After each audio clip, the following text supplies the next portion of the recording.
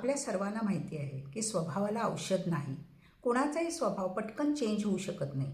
कारण जर स्वभाव चेंज करायचा म्हटला तर त्याच्यासाठी स्वतःवर खूप काम करावं लागतं, मेडिटेशन करावं लागतं आणि हे प्रत्येक वेळी शक्य होतच असं नाही. पण अशाच वेळी आपल्यामधले गुण आणि अवगुण समजून घेऊन जर त्यांनाच आपली ताकद बनवली तर, समजा एखाद्याचा स्वभाव खूप रागीट आहे आणि अशावेळी जर त्याने तो राग आपल्या कुटुंबात व्यक्त केला तर काय होईल? त्या कुटुंबात खूप भांडणं होतील, कुटुंब डिस्टर्ब होईल.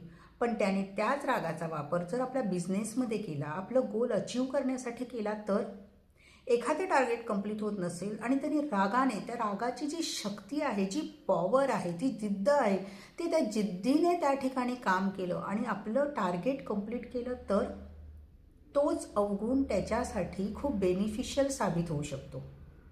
त्यामुळे स्वतःमधला अवगुण आणि गुणाची पॉवर ओळखा. तो एक्झॅक्ट कुठे वापरला तर आपल्यासाठी तो एक फायदेशीर साबित होईल ह्याच्यावर विचार करा आणि त्याच्याप्रमाणे ॲक्ट करा.